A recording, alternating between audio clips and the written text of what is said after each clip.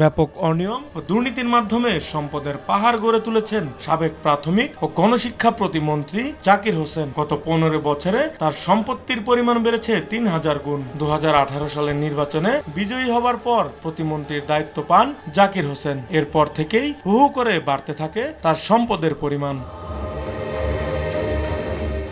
আলাদিনের চেরাগ হাতে পাওয়ার মতো জিরো থেকে হিরো বনে যান জাকির হোসেন। স্ত্রী, ছেলে মেয়ে, ভাই বোন, শ্যালক শালিকা, এমনকি অন্যান্য আত্মীয় স্বজনদেরও কপাল খুলে যায়। বালুমহাল নিয়ন্ত্রণ, টেন্ডারবাজি, জমি দখল, হাটবাজার, ইজারা নিয়ন্ত্রণ, নিয়োগ বাণিজ্য, বদলি বাণিজ্য, মাদক বাণিজ্য নিয়ন্ত্রণ, থানায় মামলা নিয়ন্ত্রণ, হামলা মামলা এবং সন্ত্রাসী বাহিনী সবই নিয়ন্ত্রণ হতো মন্ত্রীর নামে। রাতের আধারে শিক্ষা প্রতিষ্ঠানের নামে জমি দখল করে গড়ে তোলেন ব্যবসা প্রতিষ্ঠান। জাকিরের এলাকা রৌমারীর মণ্ডলপাড়া এখন রূপ নিয়েছে মন্ত্রীপাড়ায়। জাকিরের আত্মীয় স্বজনদের মধ্যেও কমপক্ষে ১১ জনের রয়েছে বহুতল বাড়ি। তাদের নির্মিত বহুতল ভবনের কারণে পাল্টে গেছে পুরো গ্রামের চিত্র। একই গ্রামে এখন বহুতল বাড়ির ছড়াছড়ি।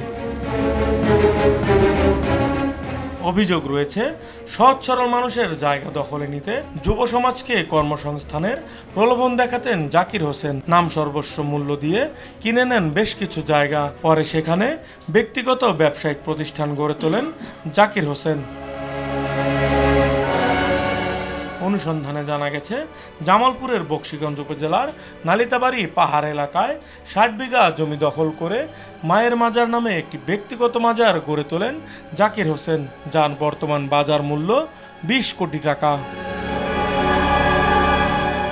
কুড়িগ্রামে জাকিরের নির্বাচনী এলাকায় আলোচিত পাগলা বাহিনীর নেতৃত্বে ছিলেন জাকির হোসেনের চাচাতো ভাই মারুফ আহমেদ। এছাড়াও আরও ২টি বাহিনী ছিল জাকির হোসেনের নিয়ন্ত্রণে, যার একটি নিয়ন্ত্রণ করত স্ত্রী সুরাইয়া, অন্যটি মামা গাউসুল আজম। অস্ত্রের মুখে নিরীহ মানুষকে তুলে এনে আটকে রাখা, জোর করে জমি লিখে নেয়া, মাদক কারবার, চাঁদাবাজি সহ নানা অপকর্মে লিপ্ত ছিলেন এসব বাহিনীর সদস্যরা।